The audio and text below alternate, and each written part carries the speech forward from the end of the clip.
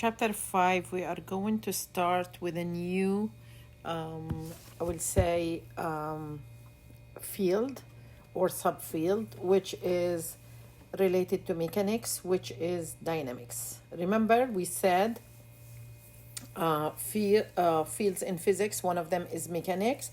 And mechanics is the study of the motion of objects, why and how they move. And it is two parts or like two subfields. The first one is kinematics, how objects move, and dynamics, why objects moves. Okay, we will do in this like field like two chapters, chapter 5 and chapter 6. Okay, and today I will introduce chapter 5. And here like it's just like the whole idea of the chapter is gonna be based on three laws that they are describing. And not only describing, they are explaining why objects move with acceleration, or how we can really find the acceleration. And for example, here if you can see, there are more than one force in the diagram. And if we wish to calculate what is the the acceleration of the object, we need to know how to deal with all these forces and relate them to the acceleration, or maybe say how we are going to do that. The first thing is we are going to talk a little bit about the difference between force, and also the relation between force and mass. Okay, then there are gonna be a discussion about force and mass, and also we are going to differentiate between two concepts, mass and weight. We're going to introduce Newton's first law, Newton's second law, Newton's third law, and then we are going to talk about the two forces when we have more than one force, how we are going to deal with these two forces in two dimensions. We will also start talking about the different forces that you're going to expect in any physical situation that we are going to discuss. First, I will say force and mass. Of course, we can define force as a push or a pull. Okay, this is the definition that we usually use for force. Forces, they do not always cause motion. How many times did you push your desk or a table or a bed or a cupboard or whatever, and it didn't move? Okay, then it has nothing to, I will not say it has nothing to do, but it's not always causing the motion. Force, it's a vector, and because of that, whenever you are going to be asked to do that find the force or calculate the force, then we are looking for magnitude and also direction.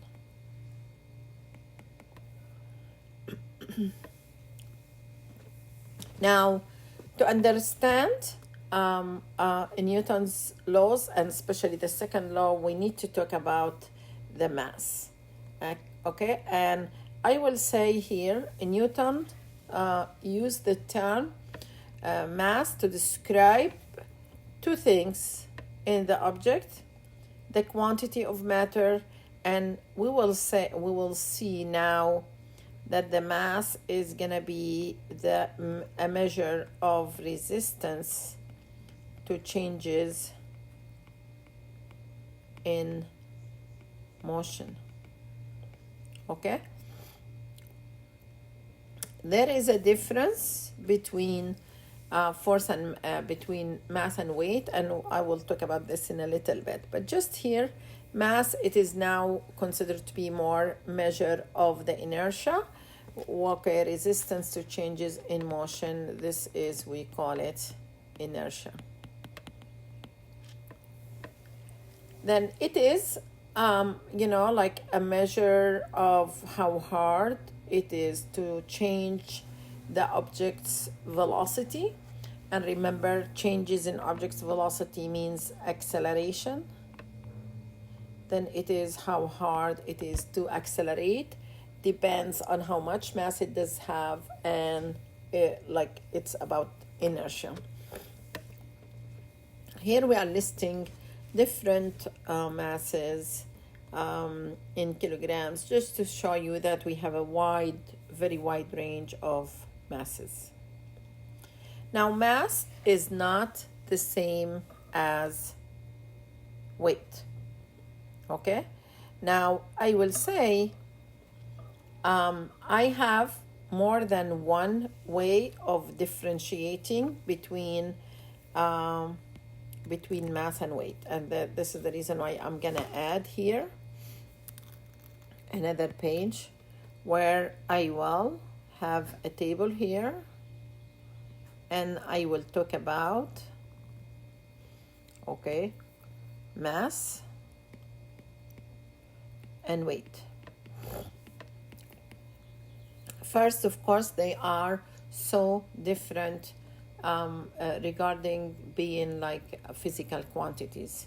Mass, we said here, it is the quantity of matter or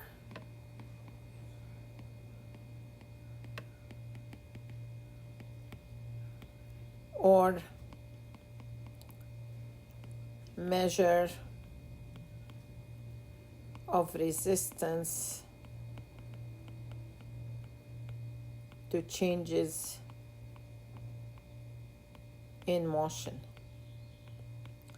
Whereas the weight, it is pull of a gravity or force of gravity on an object.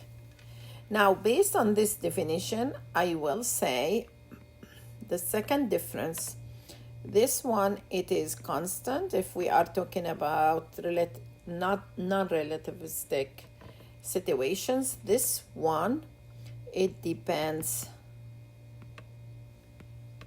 on the location. If you are on the earth, it is different from the moon. If you are on the surface of the earth, it is different from if you are high in the space. Okay. Mass, it is measured in units of kilogram. Weight, since it is a force, it is measured in newtons. Okay, we use different type of scales to measure, we are familiar with more mass scales, but the spring scale is the one that we can use to measure the force of gravity.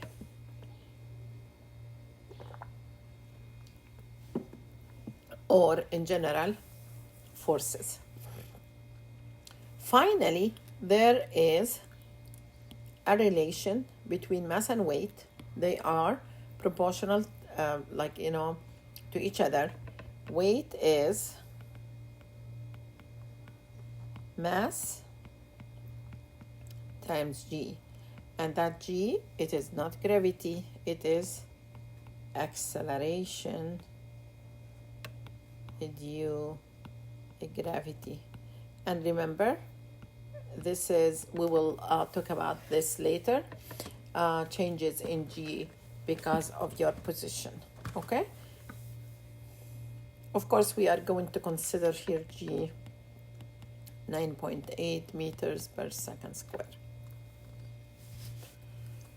Now, when we are going to talk about the relation between force and mass, we are going to maybe connect more to the history, and we will maybe talk first about philosophers like Aristotle. He was believing that the force was required to move an object in a horizontal plane, and a body's natural state was rest, okay? And then you can force it, and the greater the force, the greater the speed, okay?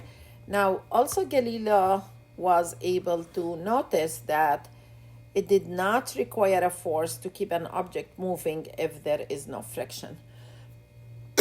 Once your object is set into motion, if we don't have friction, then the object is gonna continue forever. Isaac Newton was able to use Galileo's conclusions to form his first of law of motion, which we call it the law of inertia. Now, if you stop pushing an object, does it stop moving? Of course, if we have force of motion, force of friction present, of course the object is gonna stop. In the absence, just imagine that you have an icy road, an object will keep moving at a constant speed in a straight line, or if you don't have it in motion, you didn't set it in motion, then it's gonna stay at rest. The first law, Newton's first law, we call it law of inertia. Okay, why? Because it is talking about objects that they have inertia, and I will say an object at rest remains at rest as long as no net force acting on it, and we can express this as sigma F equals 0. An object moving with constant velocity continues as long as there is no net force on it. Okay, I want to show you here at this instance, I want to share with you this video. This is the spring scale that I was talking to you about, which can be calibrated to be a force meter. Okay, then we use it for measuring forces. Okay, and I want to show you, okay, where is, okay, I have it before. I don't know why it did move from my page. Cancel. This one.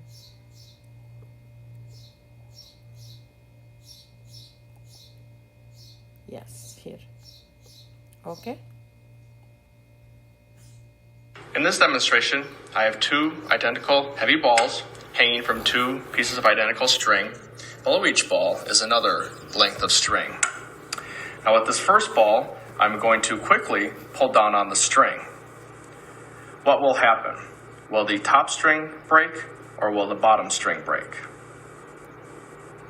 Let's find out. So as you can see, the bottom string broke. This is because the heavy ball has a lot of inertia and it doesn't want to move. When I pulled down quickly on the string, I didn't give the ball enough time to start moving. Now I will pull down on the second ball, but this time I will pull very slowly. The question is, which string will break first, the top string or the bottom string? All right, so we pull slowly. The top string broke this time because I was able to slowly accelerate the ball, get it moving, and I was able to pull the top string apart. Okay, then this is really just a demo that is going to show you the difference between the concept of weight and mass. Now, also, it's very important to understand the net force, because usually we don't have just a single force acting. Okay, we have bunch of forces, 2 forces, 3, 5, whatever. Then I will say, whenever we have a situation that we have several forces acting on the object, then I should be able to find out what is really the net. And the net is gonna be that you add all the forces, some of the forces, but just remember here, when we will say sigma F, this is adding them as vectors. It's not adding them as numbers, okay? Then this is the thing, okay? Now, I will say here, for example, we have your hand is pushing on your textbook, and then there is a force from your hand on the book. There is the weight of the book acting downwards. There is a normal from the table in the book. Then here I can talk at least about like 3 forces that they are acting on the book. Now, in Newton's first law is talking about either I will not have, either I will have the object not in motion at all, or the object is moving with constant velocity. And in both cases, the acceleration is 0. And because A is 0, we are going to say that the net forces, they should be what equals 0. This can mean that, either we don't have any forces acting on the object, or most of the time, forces acting on the object, but their sum is 0. One thing that maybe it's worth saying here, and maybe we will not be able to maybe to move to a higher, let's say, concept in here, because we will not talk about relativity, is talking about a frame of reference. Okay, now the frame of references that we are talking about here, we call them inertial frames of reference. Okay, this means that your frame of reference, either it is at rest or moving with constant velocity. Any frame of reference which is going to be accelerating, it's not an inertial, and Newton's first law is not applied in it. Then the inertial frame of reference, it is also a frame of reference where Newton's first law is valid. Now, when I talk about the idea of something like a frame of reference that's accelerating, you might see a car that is really accelerating. Then, like, for example, here, the observer, you is sitting in the driver's seat of a car when the cub of the dash on the dash moves towards you for no apparent reason. Okay, because the forces on this cup of coffee is 0. Okay, you have chosen a reference frame that doesn't notice the motion of the accelerating car, and that is here introducing what is the meaning of an inertial reference frame is the one in which the first law is true. Now, accelerating reference frames are not inertial. Okay, then the observer you is on the sidewalk watching the cub on the dash of the accelerating car. Note that although the car is accelerating, your frame isn't. Okay, then a frame of reference is, in our study, we will always study just here in this course when we have inertial reference frame of reference. I will say, okay, here again, if you have an inertial frame of reference, then any frame of reference moving with constant velocity relative to the frame is also an inertial frame of reference. We will not do here anything related to relativity, but we discussed like relative motion, and relative motion, it is like just we were talking about a train that is moving with constant velocity, it is not accelerating. Then we can talk about relative velocity but not relativity. Also, in this discussion, we will ignore the rotation of the earth, and this is the reason why we are going to consider it an inertial frame of reference.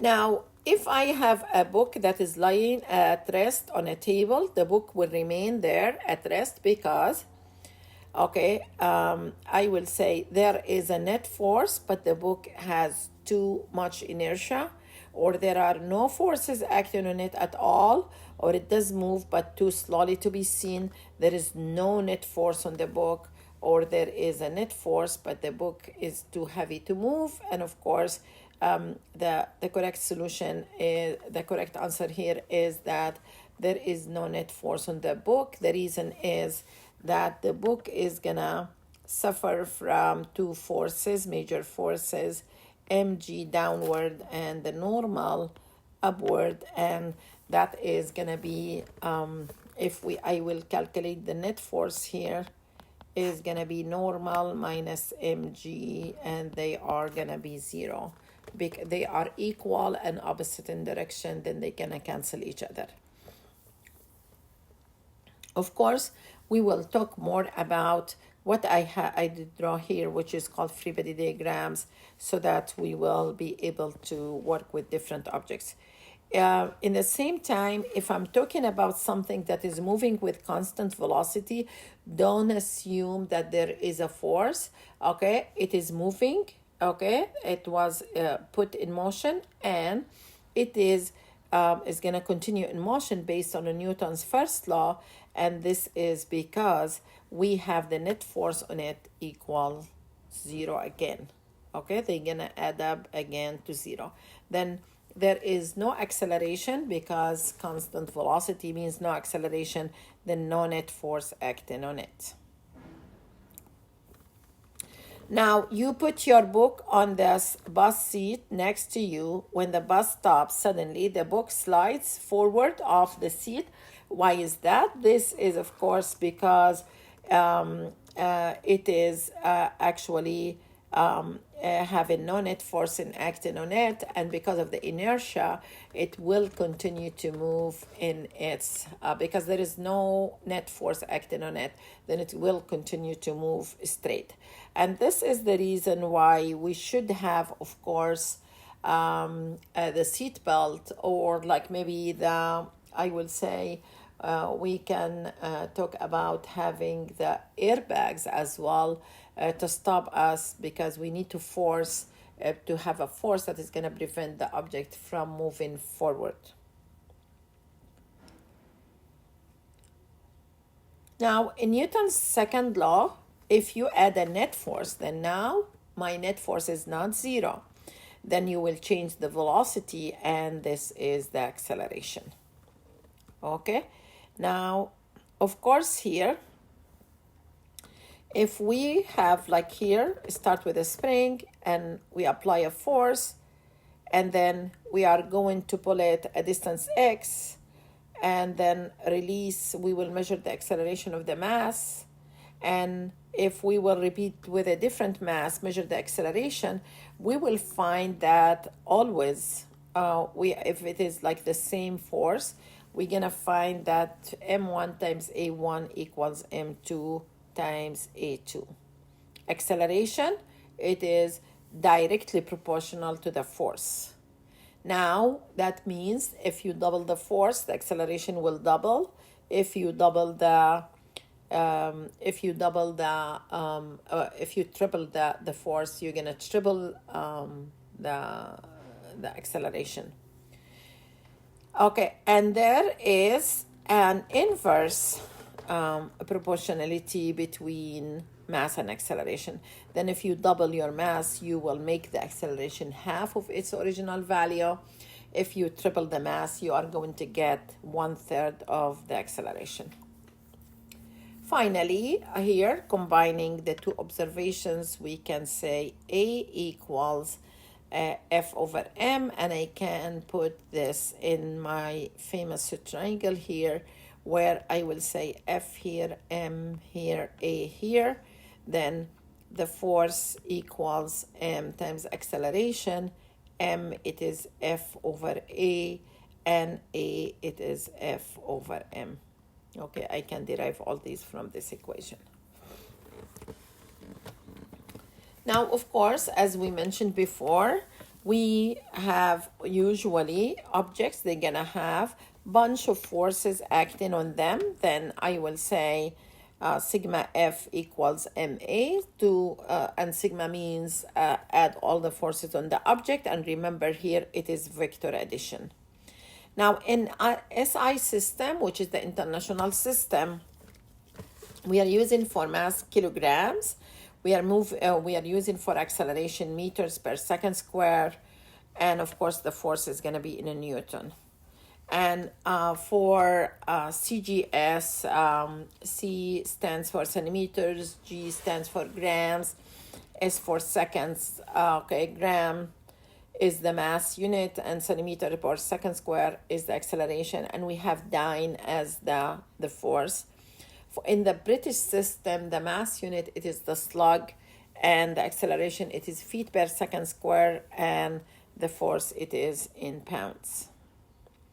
And here we are giving you the conversion factor between dynes and pounds and newtons.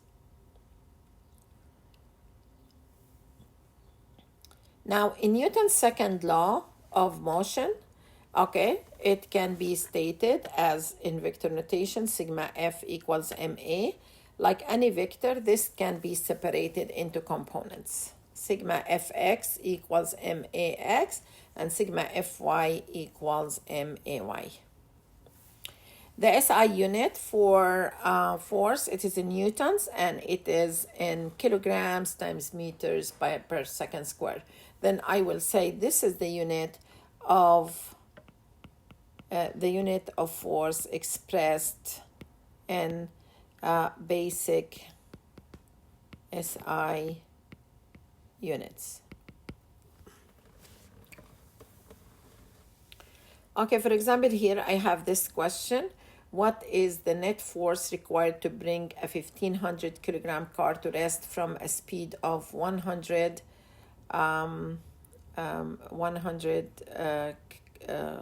from a speed of 100 kilometers per hour within a distance of 55 meters? Okay, and we, of course, always we have the assumption that this acceleration is constant. If you can see here first, okay, the connection between kinematics and dynamics is the acceleration. And therefore, I want here to find my acceleration using any of these here. Forget about this as a derived. And I will connect this with this one. Okay, then I will find my acceleration, and the acceleration is going to be the one that I will be using with sigma F equals ma. Okay, then I did use v squared equals v0 squared plus 2a delta x, and from that I got the force, and I got the acceleration, and from the acceleration I can say the force, it is mass times acceleration, and this is gonna be F.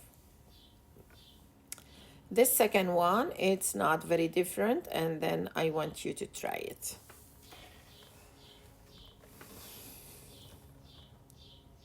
Now, in Newton's third law of motion, I will say here, usually everything is two-sided. If you push on something, this something is gonna push back on you. Forces also cannot exist in singles. They are always in pairs. Then if you push on the wall is going to push on you. And these forces, we call them action-reaction pairs. Okay, in Newton's third law of motion, okay, we have here some action-reaction pairs. Okay, and here, for example, when you look at the tires of the car, there are these two forces, and like if you push on this fridge, also gravity, remember, if the earth is pulling you by your weight, you are pulling the earth with the same amount of force. Okay, whenever we're gonna have in Newton's, whenever we have two objects that they are really in contact, we are going to have forces that they are really exchanged between the two objects. Then I will say here, F1 on 2 should equal F2 on 1. The magnitudes are the same, but they are opposite in directions. Although the forces are the same, the accelerations will not be, of course, the same unless the objects have the same mass. Okay, and this is important.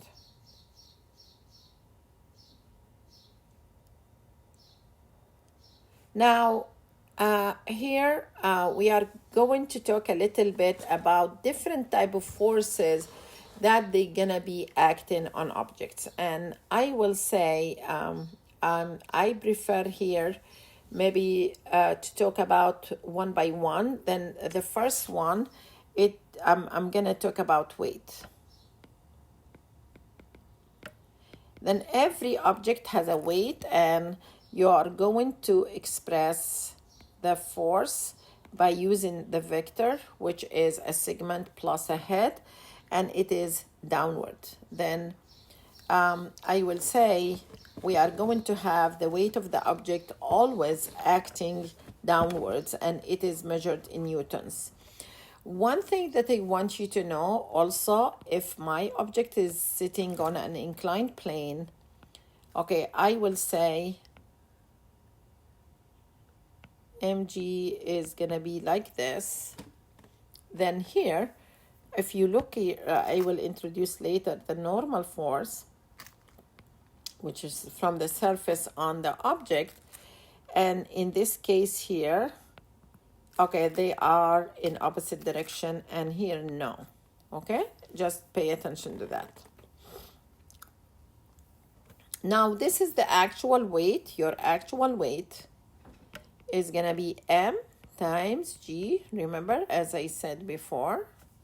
Now there are cases where you are going to have an apparent weight that is really different from your actual weight. Okay, and that is your perception of your weight based on what forces you have between you and the surrounding. And sometimes you might have a force that is going to be like when you are in the elevator. Let me explain this to you. Let's assume here I am inside an elevator.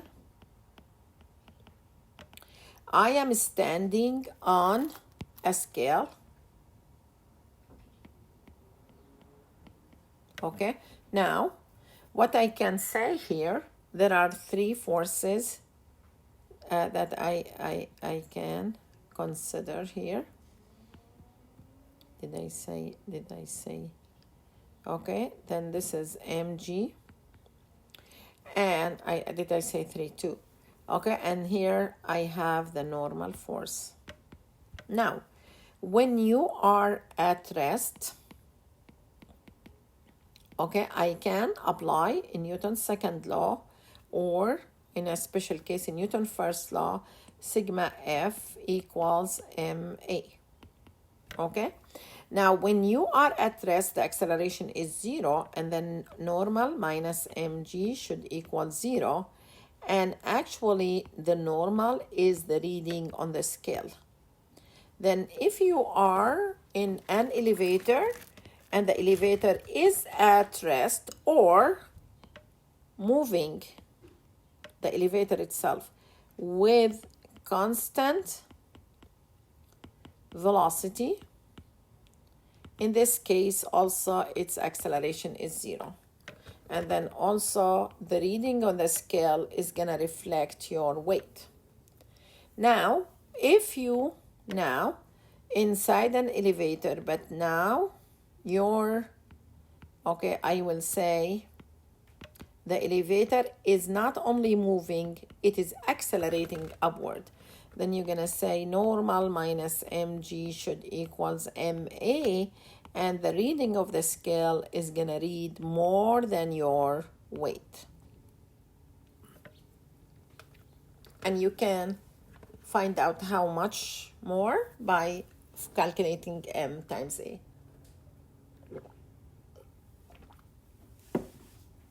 Also, if I will say the elevator is either decelerating or like, it is just about to stop, then it is decreasing its velocity, which means it does have a negative acceleration. Or if it is accelerating downward, then now here I can say normal minus mg should be minus ma, and then the normal is going to be mg minus ma. Then here I will have the normal less than less than my weight, and this is because like I have negative acceleration. And this explains for you maybe the changes that you feel in your stomach, or whenever you are or like these type of feelings when you are inside an elevator, that it is accelerating. Of course, as we said, like we don't have forces like I will say we don't have only a single force acting on the object. I have several forces. The other force I'm gonna introduce here, we call it normal force, and this normal force, it is from the surface, okay, and it is on the object. Now, I want you to know that it is always perpendicular to the surface. And this is the reason why, okay, let me do this here. Okay, if you are, or if an object is on a level, then this is normal. If the object is gonna be on an incline, here is the normal.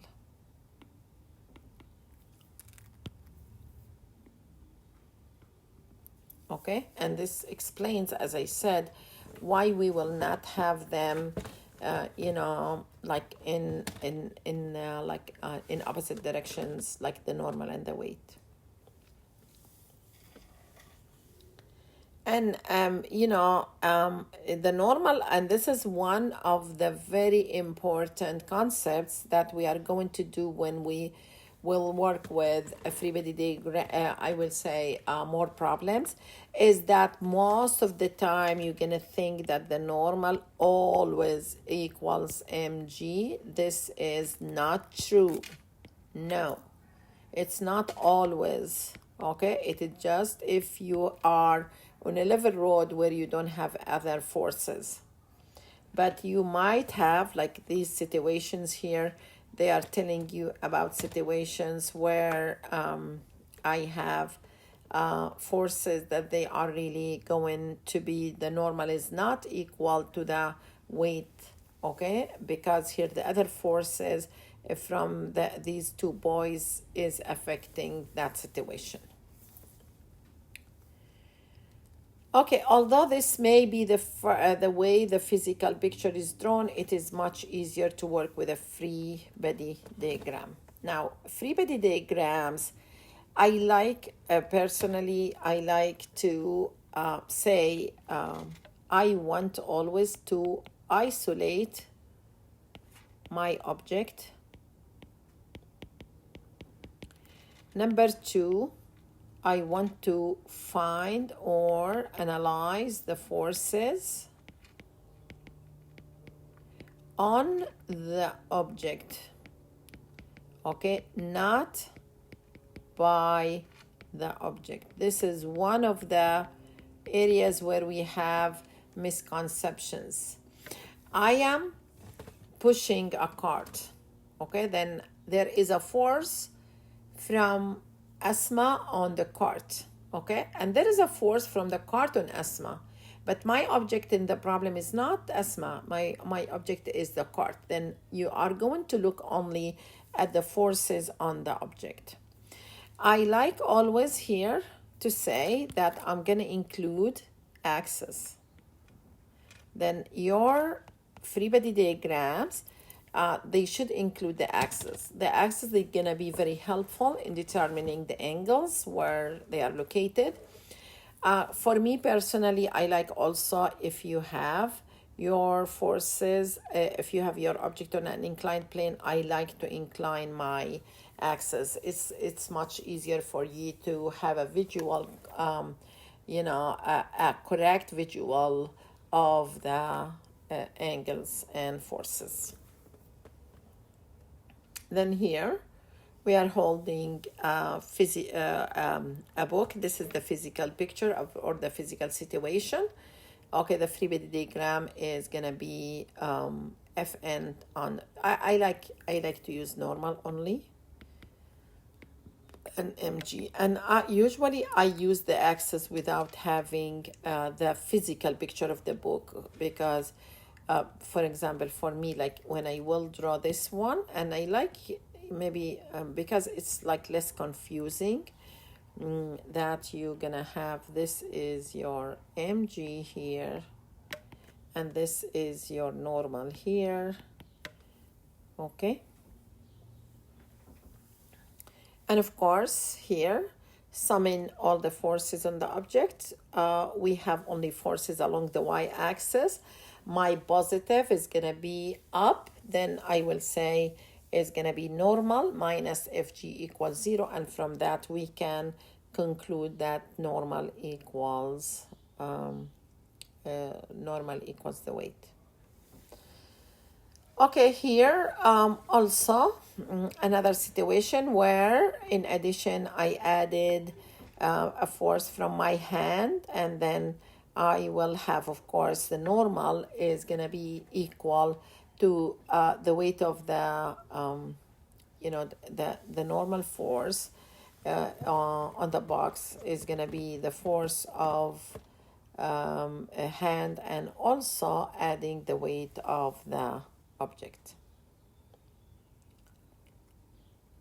Okay, this is about free body diagrams. A free body diagram shows every force acting on an object, and I will say you are going to isolate the object of interest and choose a convenient coordinate system and resolve the forces into components. And later, if I want to solve, then I will apply Newton's second law. And here I want to talk about the exit ticket number 5 for chapter 5. Yeah, there is a handout, all right, that I have it here. Also, I have uploaded a copy to your Canvas, because this one maybe it's hard for you to print if it is a PDF. Okay, this one here is gonna be the work that you are going to submit for for the exit ticket for this chapter, and it's about free body diagrams. I have provided certain just information about the physical situation. You will label the forces, and don't assume friction force unless it was stated or the physical situation requires the presence of frictional forces to stop the object or to make it roll. Okay, then this is really the handout that I'm talking about. All right, now I'm gonna go back here to okay, now I will, of course, not only apply Newton's second law to each coordinate system, I might use all the laws, first law, second law, third law, so that we will solve problems here. Okay, I will show you here bunch of. Here in the first one, I have a 9.3 kilogram child sitting in a 3.7 kilogram high chair.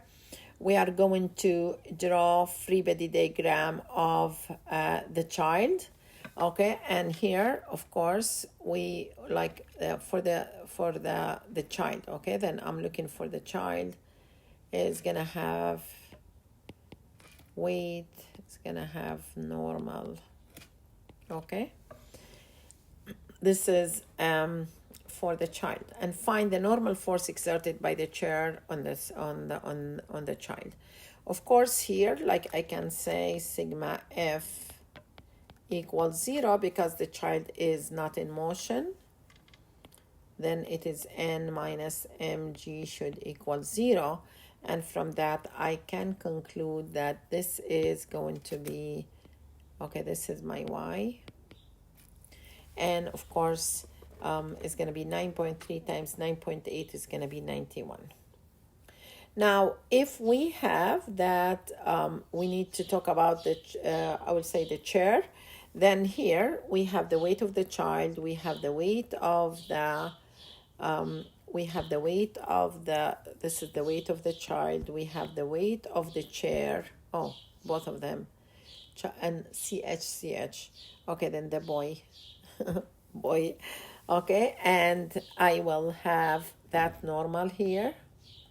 And then there are like two normals here exerted by the floor on the chair because of the two weights.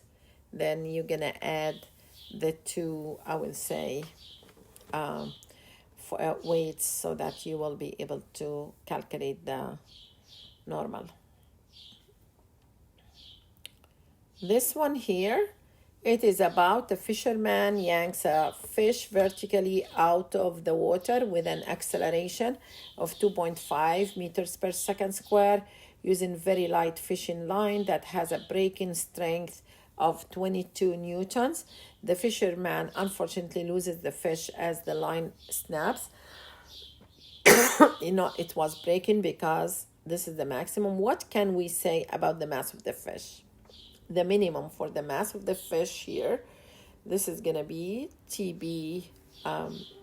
This is really here the situation. This is the fish, and there is the tension, and there is an acceleration. The tension needed to break, it is 22 newtons. Then I will say sigma F equals MA. And I have the TB is upwards and the weight is downwards here, and equals MA. Then this is the left hand side, this is the right side.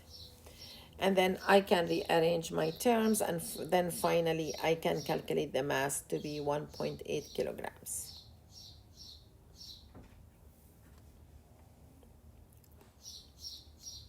As I said here, we might have a combination of laws you're gonna talk about. Then here I have force of magnitude 7.5 acting on 3 boxes that they are in contact. We want to find the magnitude of the contact forces between boxes 1 and 2 and between boxes 2 and 3.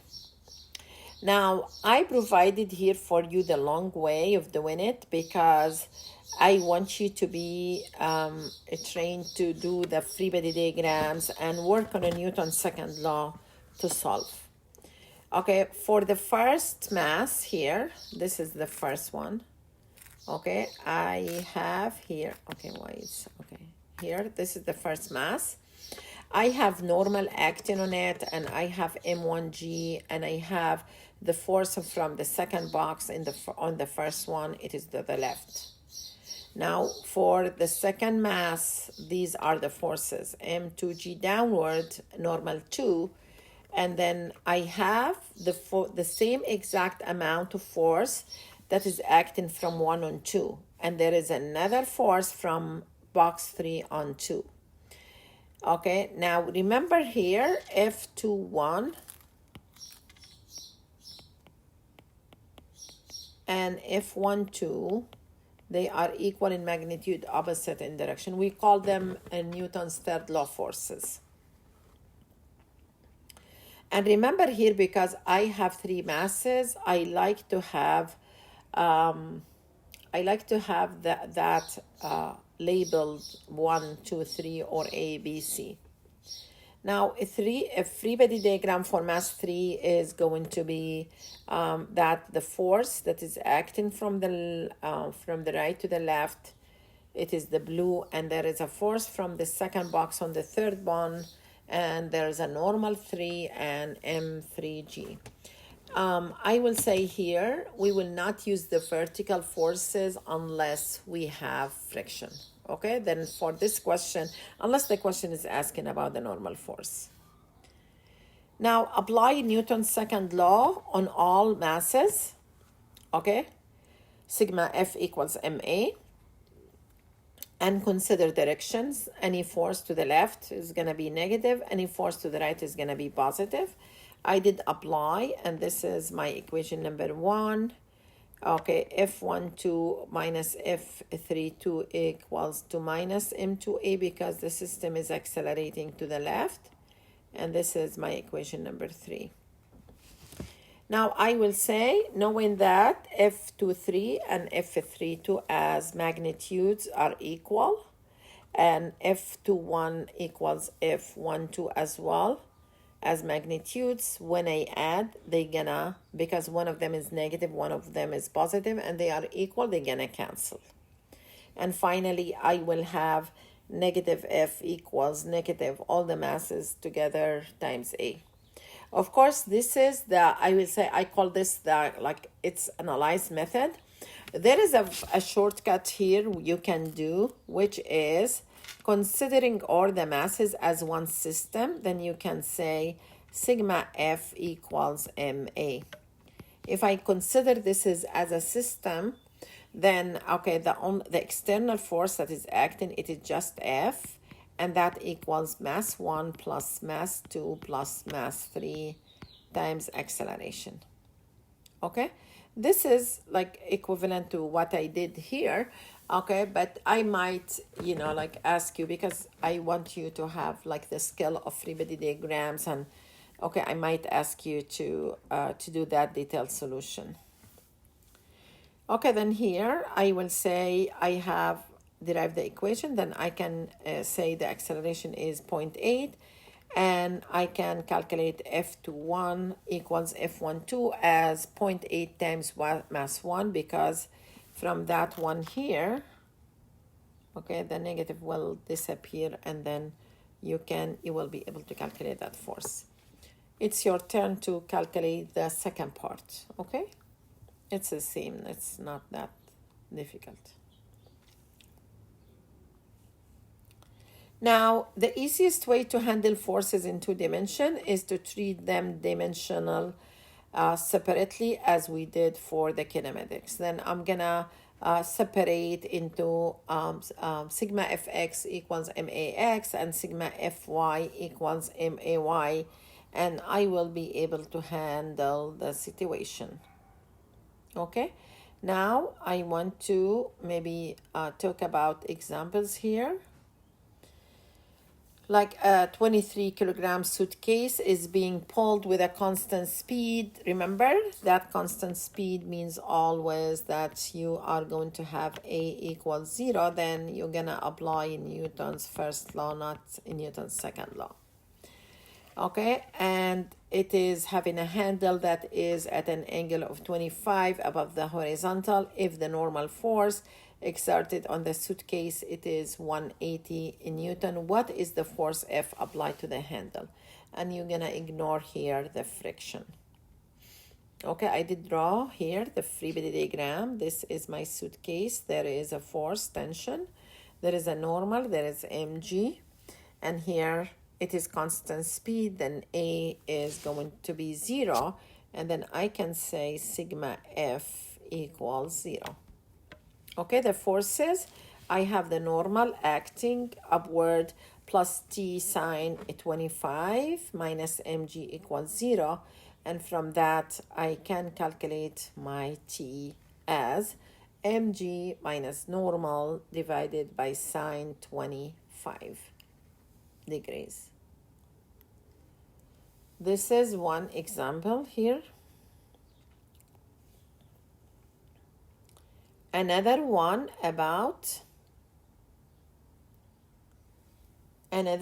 is about an inclined plane.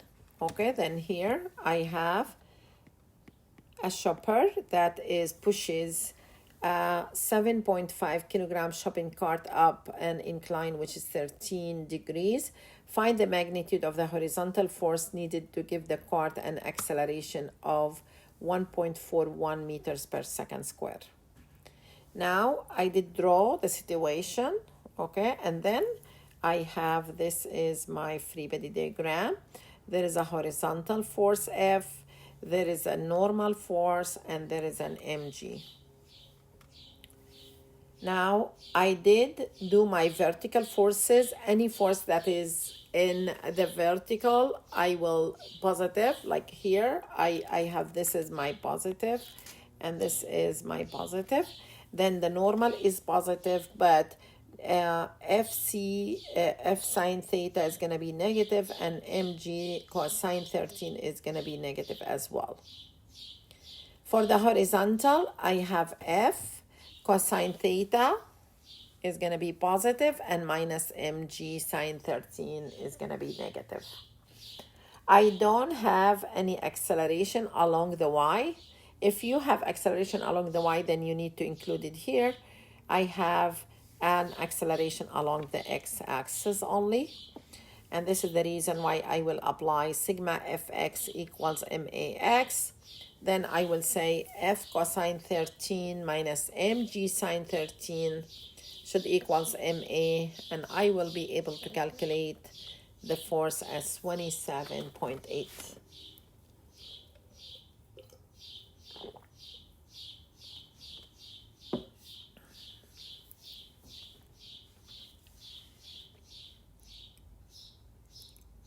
Now here we will say if summing the forces, we are summing the forces as as vectors, and this is going to be adding the forces as adding by components as we did before. We're going to do more about forces in chapter 6. And this is the summary of the chapter. Force, it is a push or a pull. Mass measures the difficulty in accelerating an object. In Newton's first law, if the net force on an object is zero, its velocity is constant or its acceleration is zero. Inertial frame of reference, one in which the first law holds, and these are the ones that either at rest or moving with constant velocity. Newton's second law. Okay, of course, whenever we are going to deal with that, we need to draw free body diagrams and then apply Newton's second law. In Newton's third law, if one object is acting on an object with a force F, then the other object is going to respond with this force in opposite direction. Contact forces. They are action-reaction pair of forces produced by two objects in physical contact. Forces, of course, are vectors, and in Newton's laws can be applied to each component of the forces independently. And the weight, it is gravitational force exerted by the earth on an object. Near the surface of the earth, W equals mg. Apparent weight, force felt from contact with a floor or a scale, and the normal force, it is perpendicular to the surface. They can be equal or less or greater than the object's weight.